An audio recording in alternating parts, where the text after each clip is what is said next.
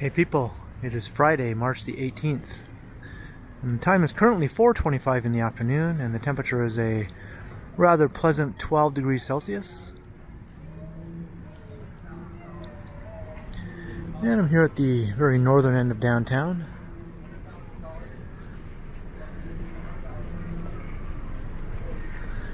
And I thought for today's walk I would point out some of my favorite residential towers at this northern end of downtown. I did a previous video where I walked around the southern part of downtown and pointed out a bunch of condo towers that I thought were very well done and not the typical glassy box condo that is often stereotyped as Toronto's main architectural feature. So I thought I would continue that theme up here in the northern end of downtown. So this is Howard Street. And terminating the view looking west down Howard Street is the first building on my walk. And this is the Selby.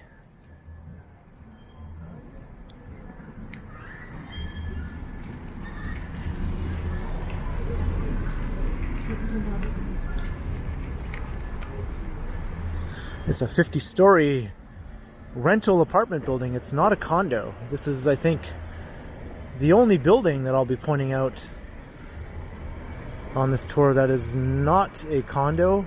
There might be one more that has rental units, now that I think about it, but this is certainly the newest rental apartment building that I'll be pointing out on this walk, because this one was completed just in 2018. And as you can see, they incorporated this historic mansion here at the base of the building. They actually had to relocate it, move it over a bit from its original location in order to fit in properly with the base of the condo. And obviously the thing that makes this building stand out is the red brick exterior. It's definitely not a glassy blue or green boxy condo. And also a noticeable seeming lack of balconies. There are balconies here, but they're inset, so they do not protrude from the building as you often see, and that's something I'm not a fan of. So anyway, that balconies can be hid or even excluded altogether, and I'm okay with that. Coincidentally, the apartment building I live in has no balconies. Although, to be honest, it'd be nice to have one. But the building probably does look a little better without them. So I'm going to attempt to cross the street here. This is Sherbourne Street. And we're coming up on rush hour. And as I've mentioned in some previous videos, the city is coming back alive again in a big way. A lot more people out on the streets, a lot more traffic, a lot more everything. So here's another look up at the Selby. It's very wide on one side and very narrow on the other side.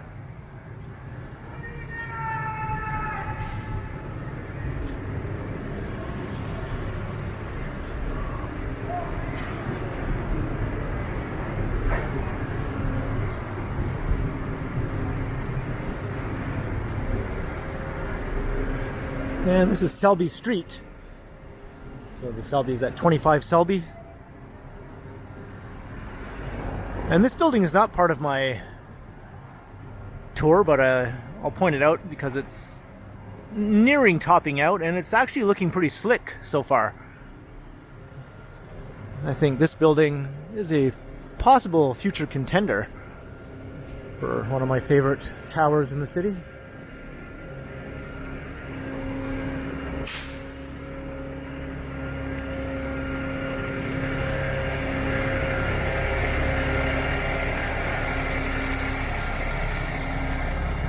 Now we're going to head west along Selby Street, making our way towards the Bloor Yorkville neighborhood, which is where a number of these buildings on the tour are all located.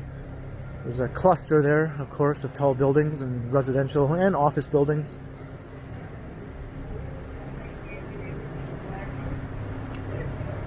On many of my previous walks over the last few years, I've pointed out my favorite office towers many times over, but never really my favorite residential buildings, at least tall ones. I've pointed out many historic, low-rise, pre-war walk-up apartment buildings that I was fond of.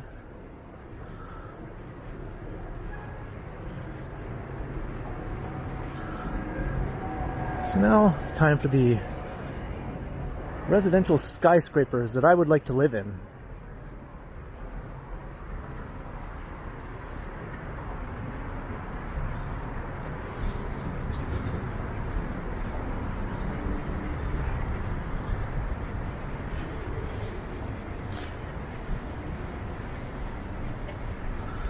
We just turned southward on Huntley Street.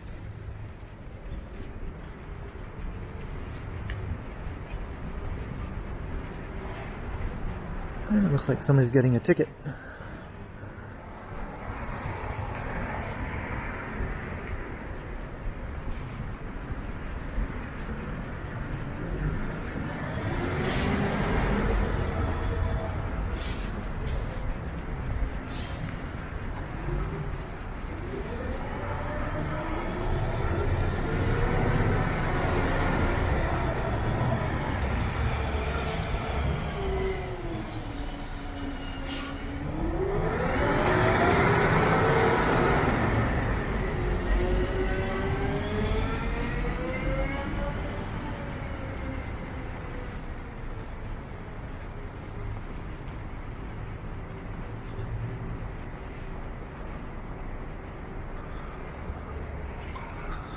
That's a cute little apartment building.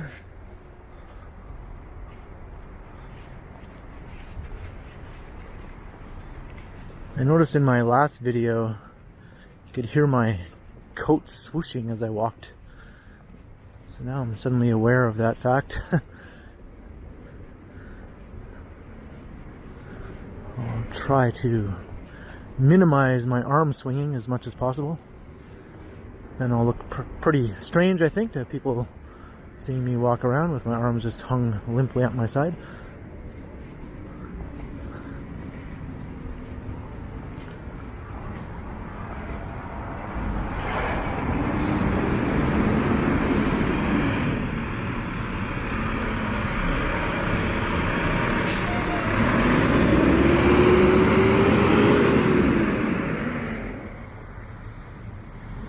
Here's Isabella Street.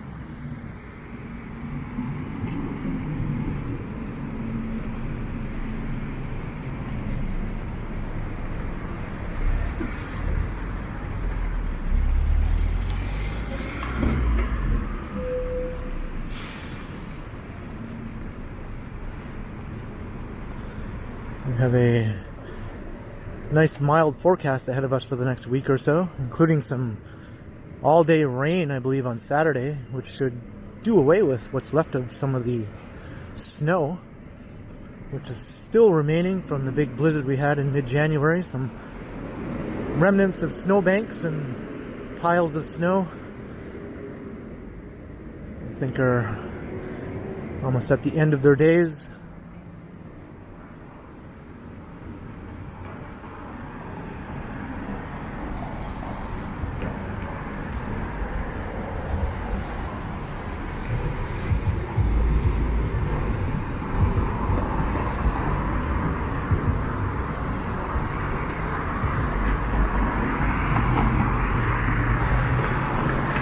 Jarvis Street.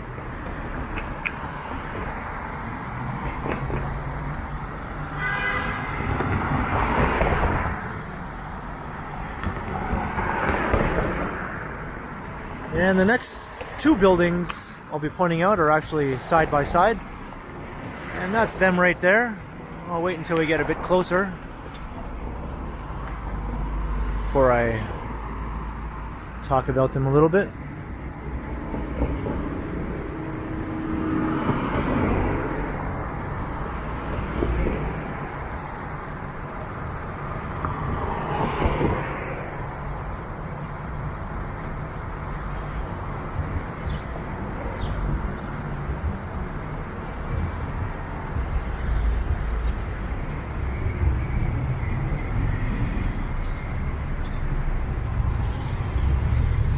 Alright, now north on Jarvis.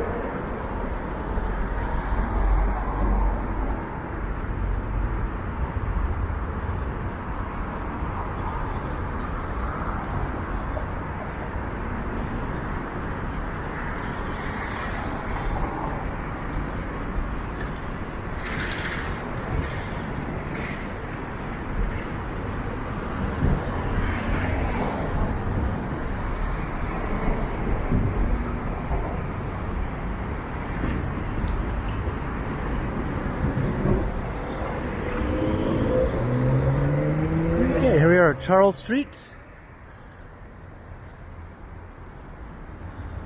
And now we're in between the X condominiums here on the right and X2 across the street.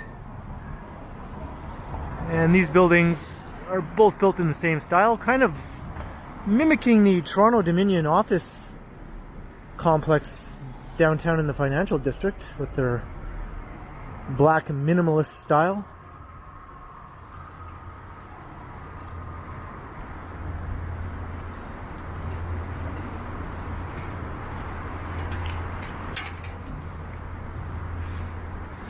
I'll just go down the street a bit so I can actually get a look at the buildings without just craning my neck.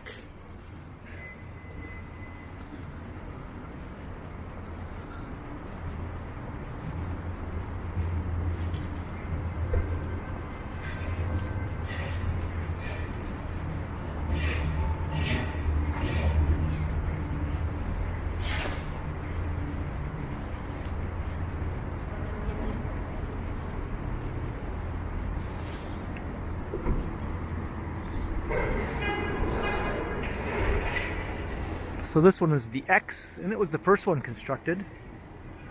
It was completed in 2011, and it's 44 stories. And then in 2015, X2 was completed, and it's a bit taller at 49 stories.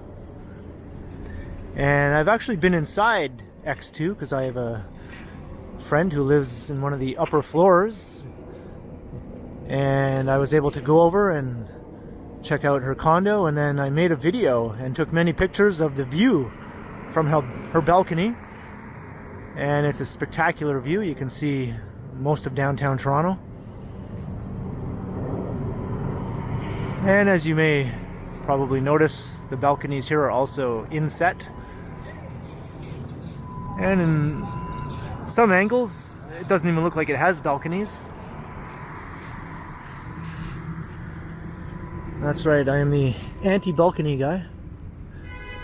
Even though I admit balconies are nice to have. And it was nice that she had one that I could go out on and shoot an awesome video of. If you'd like to check that out, just take a look at my videos from last fall of 2021. I think it's something called Awesome Views or something of that nature. It's in my Toronto Features playlist.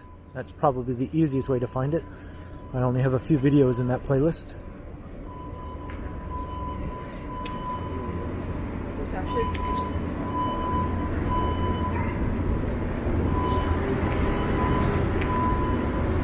So now we're making our way west along Charles Street.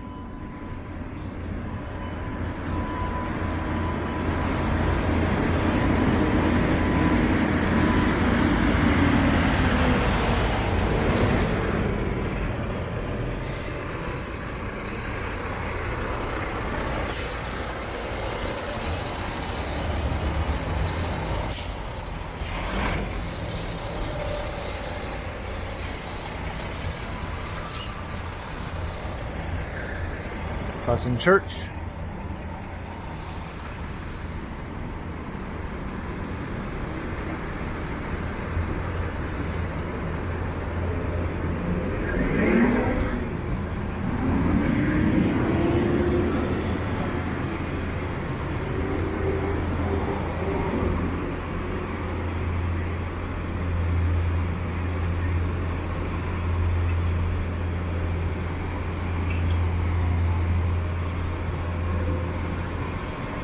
And Charles Street is transforming rapidly from a street of mostly low-rise historic homes and townhouses to a canyon of tall residential towers. Another one is going up here in this corner. You can see the crane popping up behind there. And right across the street, another tower here. Almost all these buildings have been built within the last 10 years.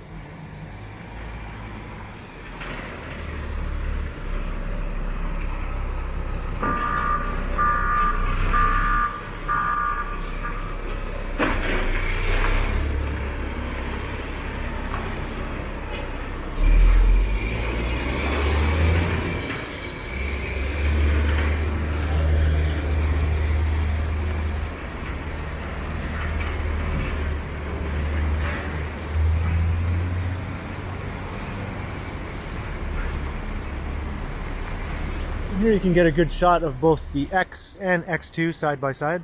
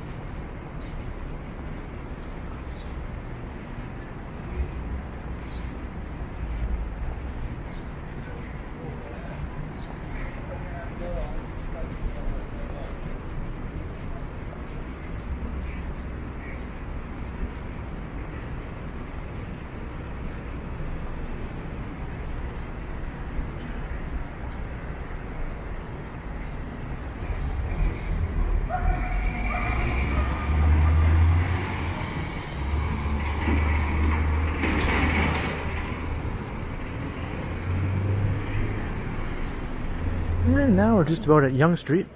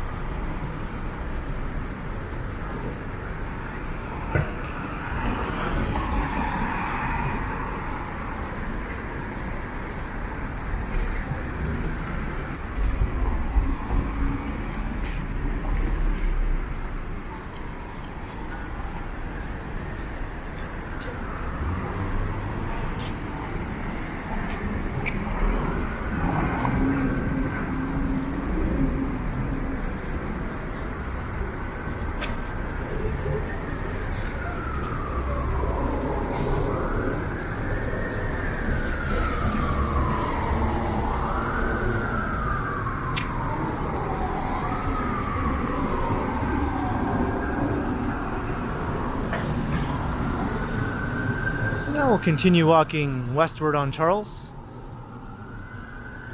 As we look down the Condo Canyon.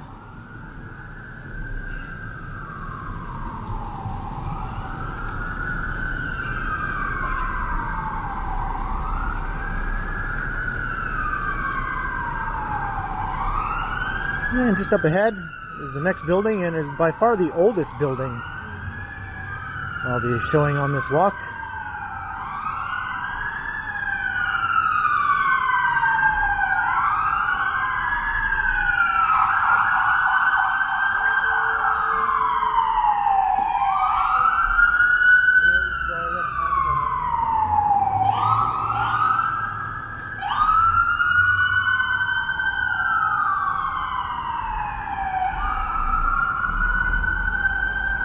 This is it here, 44 Charles. Most call it the Manulife Center. There's actually an office and shopping complex connected to it. You can see the office building just to the north there. All together it's referred to as the Manulife Center, but this is just usually referred to as the Manulife Building or Manulife Tower. And this one dates from 1972 is when it was completed.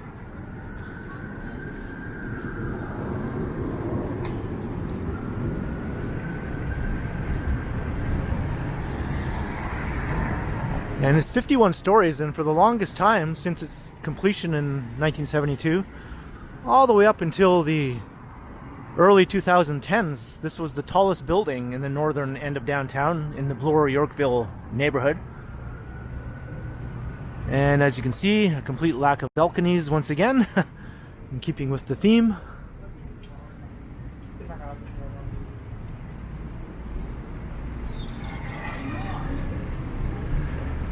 And this building is also notable for having a restaurant up on the top floor, which has amazing views looking south, where you can see most of the downtown skyline. The restaurant is called 180, I believe, because the view only looks south, you cannot look north.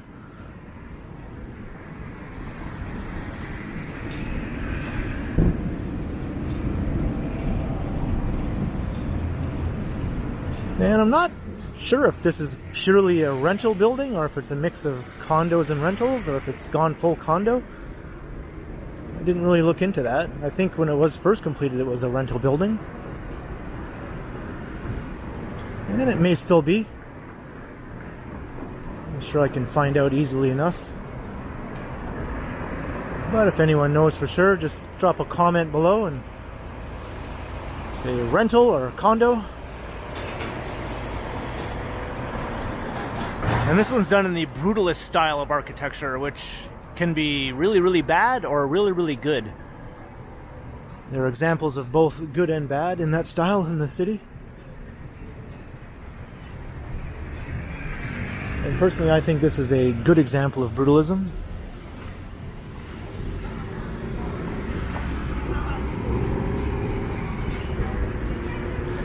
It's crossing Bay Street.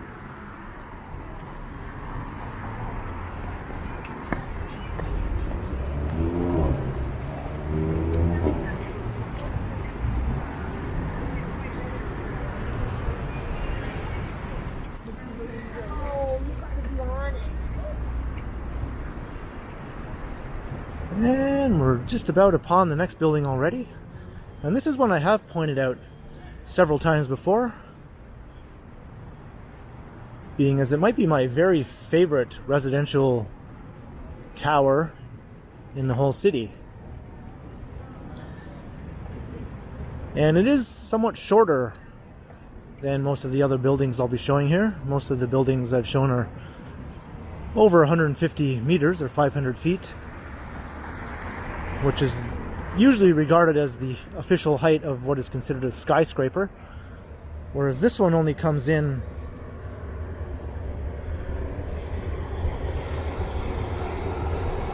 how many stories here? 28 stories, so it's well below 150 meters.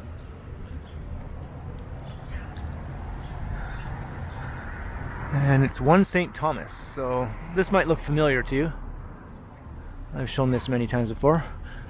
It's built in a sort of a faux historic style. And they didn't cut any costs at all in constructing this building. And as a result, it's incredibly expensive to live in.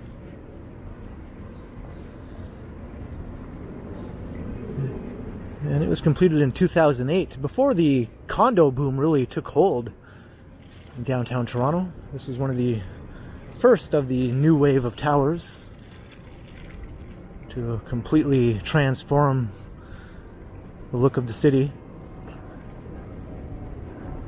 But unlike the glassy, boxy towers to come, this one did it right. And I think we should see more of this in the city.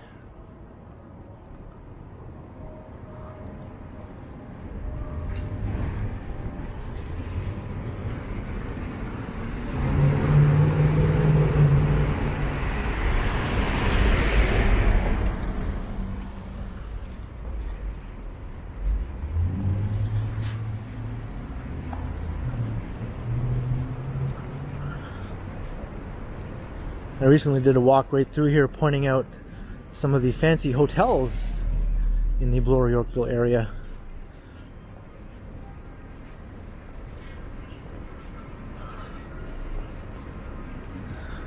Here's a lovely old apartment building, one of those low-rise historic apartment buildings that I'm also very fond of.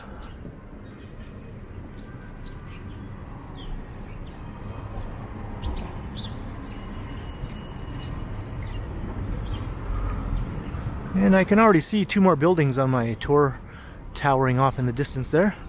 I'll wait until we get a bit closer. Let me turn around and get another shot of 1 St Thomas.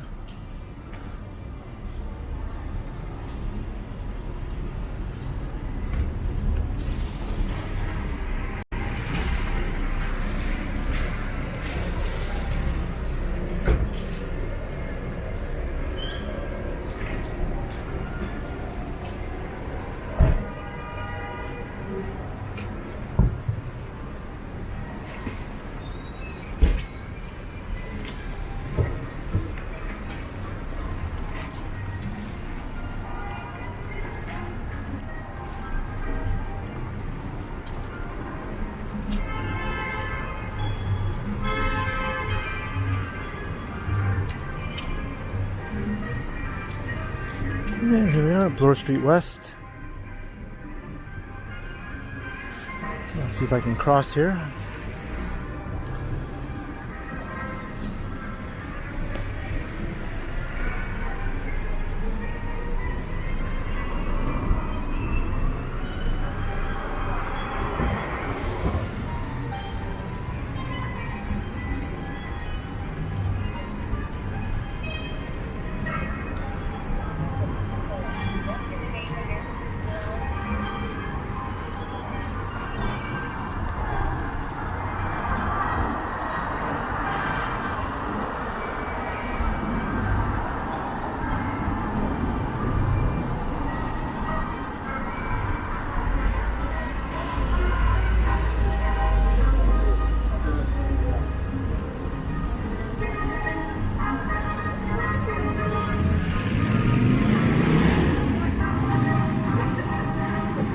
I see the steel drum guy has changed locations.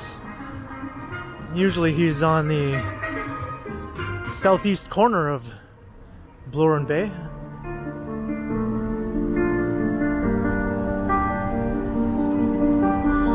I'm not sure if that's any sort of music I should worry about in regards to copyright claims or not.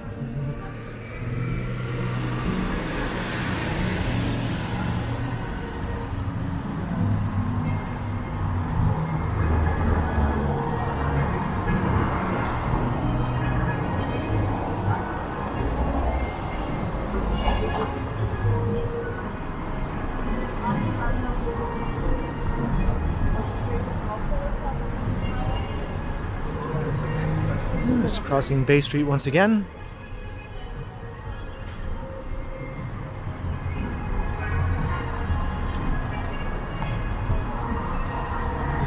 Oh, okay, I was wrong because that was a different guy. There's actually two steel drum guys now because he's still here. There used to only be one guy playing steel drums on the Mink Mile. Looks like he has some competition.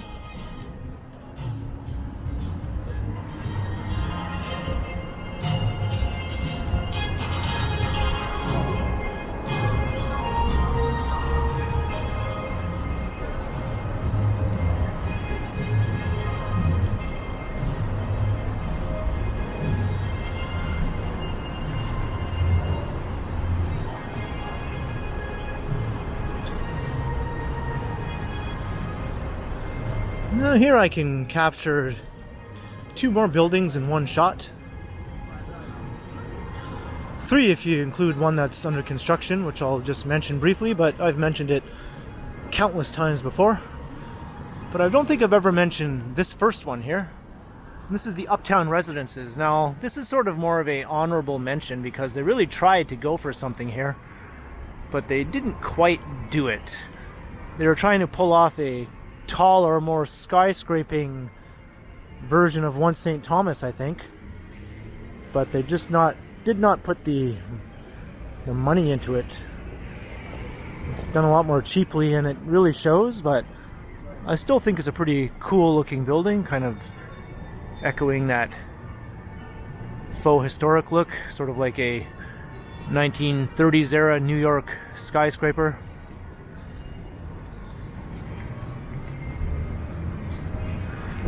The Uptown Residences, it was completed in 2011, not 20,011, the far distant future. And it's 48 stories.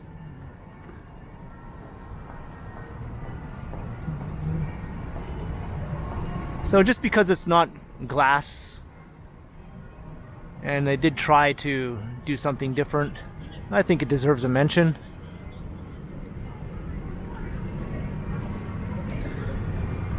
And in about 5,000 years, when this building is complete, I'm sure it'll be added to my list.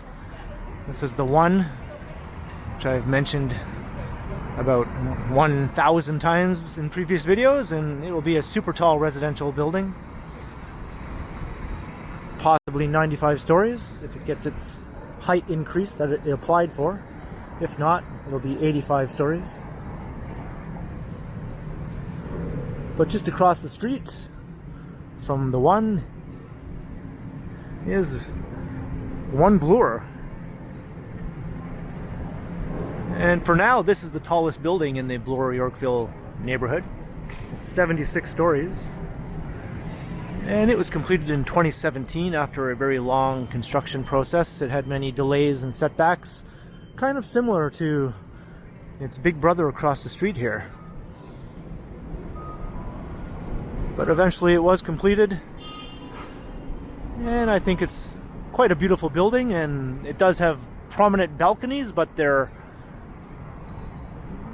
an architectural feature of the building with the swooping lines and streamlined appearance. If you're going to do balconies, do something like that with them. And the glass is very, very nice.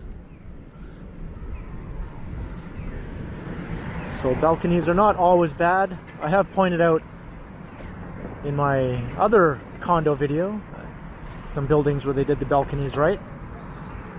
And this is sort of similar to Massey Tower in that first video, just much taller in the way they incorporated the balconies into the design of the building.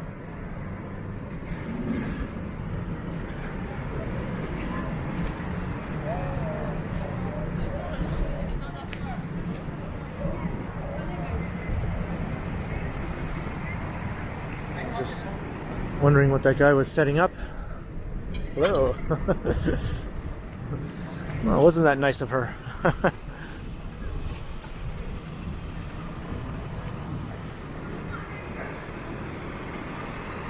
Actually, I should have crossed over here, because the next building is actually a bit north of Yonge here, or north of Bloor, I should say, on Yonge.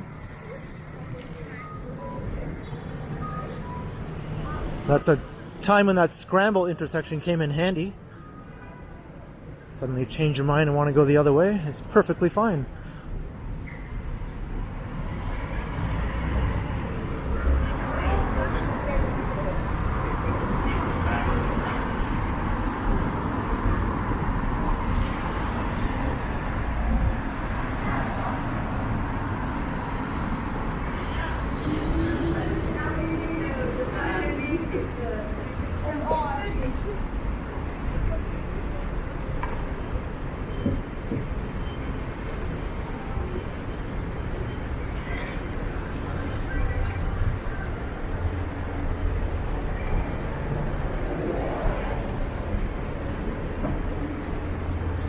By the way, if you're wondering, I did not write a script or anything before doing this video. I never do for any of my videos. I just sort of fly by the seat of my pants. And if necessary, I might jot down a few details that I keep at the ready. Take a quick look as I walk and talk.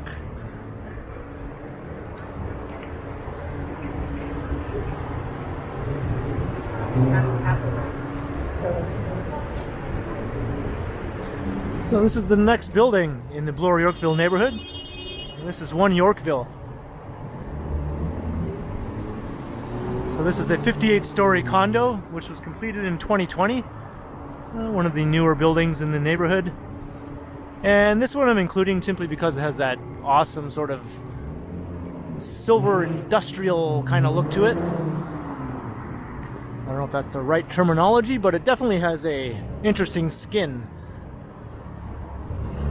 It didn't quite turn out as well as I was hoping and as well as the renders were depicting it. I think there was some cheapening at hand here during the construction. But it is a neat looking building.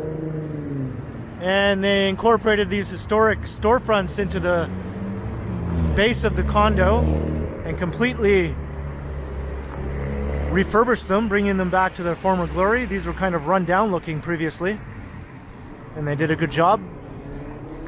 So now new retail awaits here. Hopefully interesting things will occupy these retail spaces.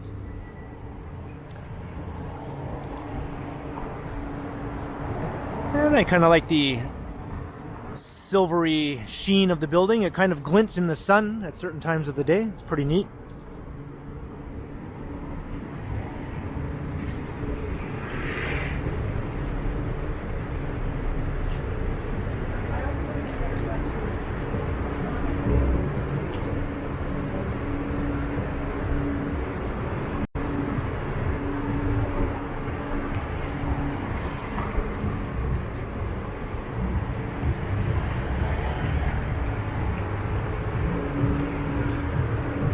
Now, the last building I'd like to point out is not in Bloor Yorkville. It's sort of in the transitional zone between the southern part of downtown and Bloor Yorkville. It's around the Yonge and Wellesley area. So we'll just take a walk down Yonge Street during rush hour on a mild Friday. Check out some of the action.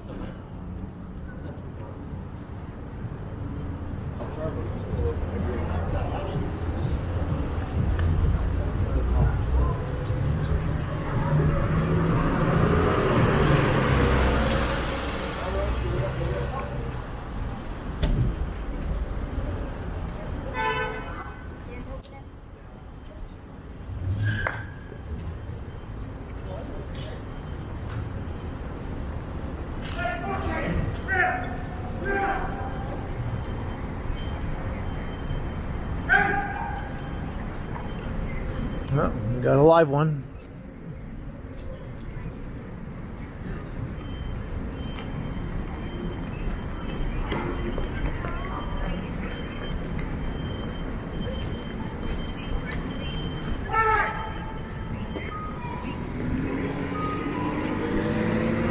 He's after somebody.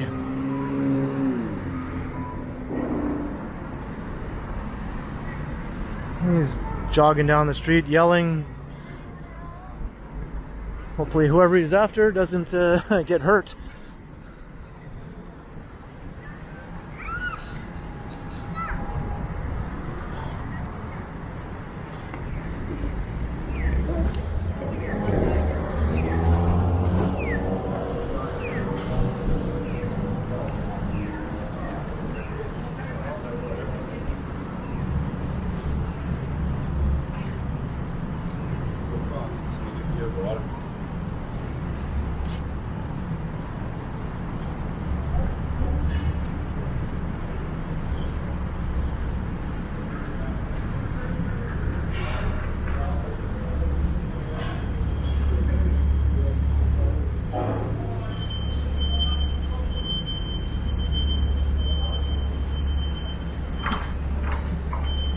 There's Chick-fil-A.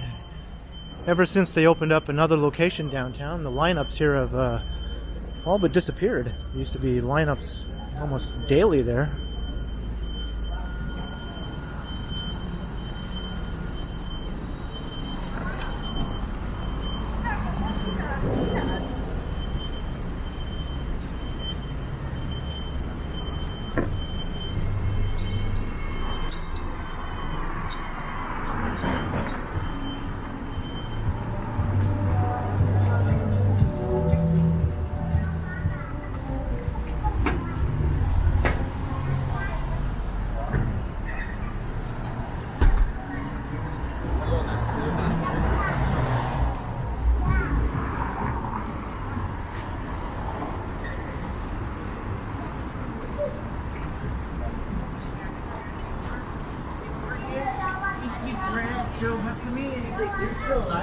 Oh my god.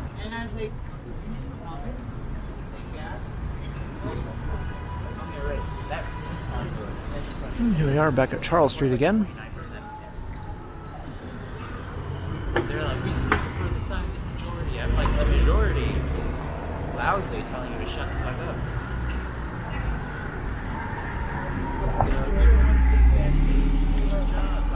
So cool with dying, you're not okay with getting a job.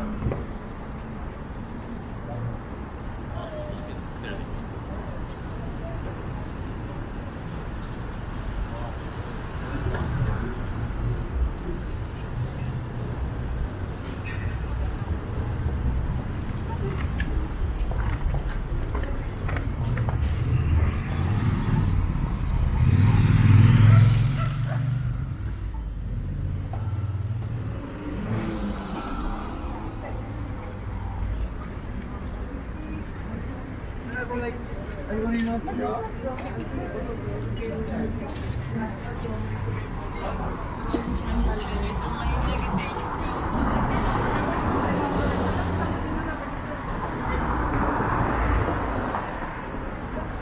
Now that the sidewalks are getting busier again, it's going to be a bit harder to walk along at my usual pace here on Yonge Street. The sidewalks tend to be a little narrow for the volume of people that fills them up when the city is truly busy. And this isn't even fully back to normal yet.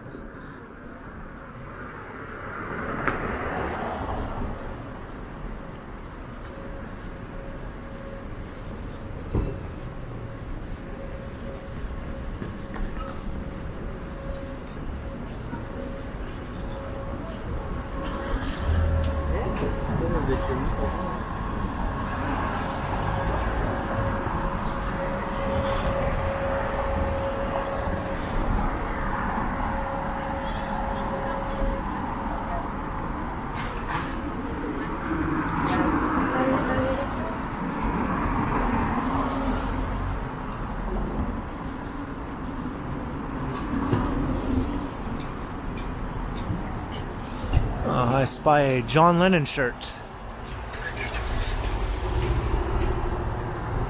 As you may know, I'm a big Beatles fan.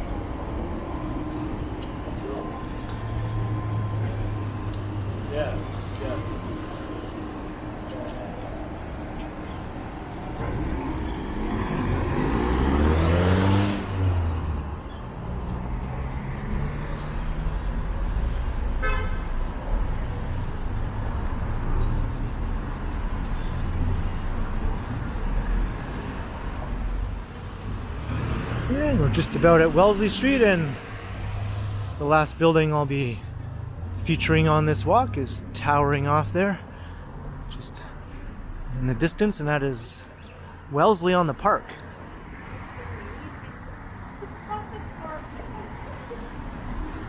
It's a 60-story condominium.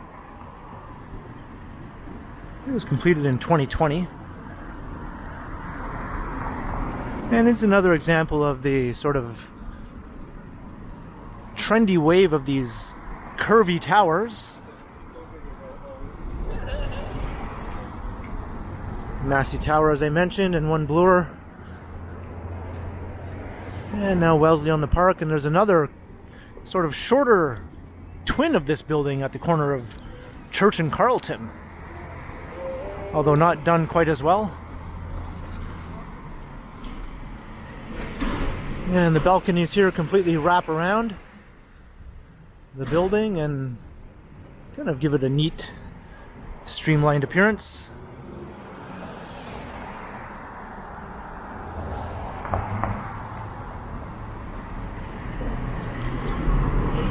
So all in all, I think that building turned out pretty well.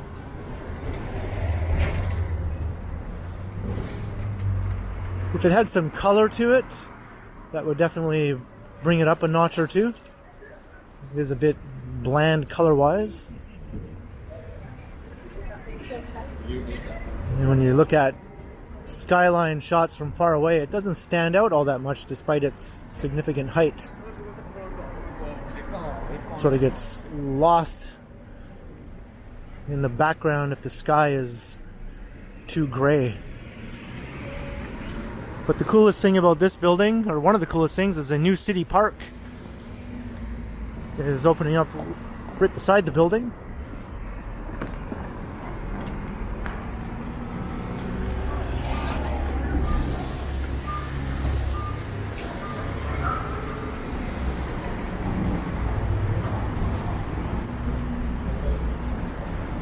And the park is, I think, nearing completion. Maybe by this summer it'll be open. And the people in this part of downtown have a new green space to chill out in.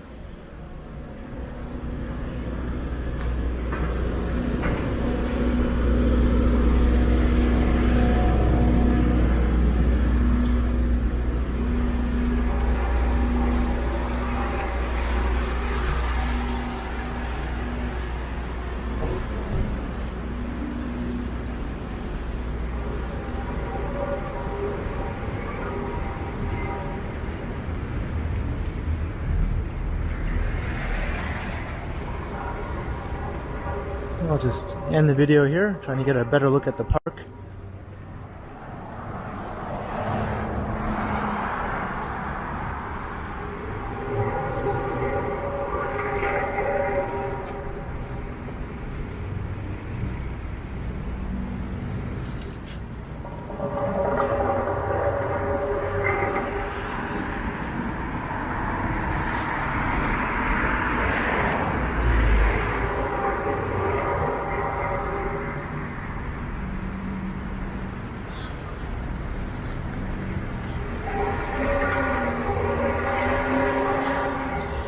There we go. I'll be wrapping up the tour here. So I hope you enjoyed my walk around the northern part of downtown. From the St. James area, St. James town area, all the way over to the Bloor Yonge, and then down here to Yonge and Wellesley. And I'd gladly live in most of the buildings I've featured on this walk. So leave a comment below if you enjoyed. Let me know which building you like the best. Or let me know which ones you hate the most. Or let me know if you hate them all. Or let me know if you like them all. Or any combination of those things I previously said. And be sure to like and share and subscribe to the channel if you haven't already. And if you'd like to support the channel, there are links in the description where you can do so via PayPal and via my merch store. And you can also find me on Instagram under KContinuum. So thanks for watching, and be sure to keep checking back because, as always, I will continue.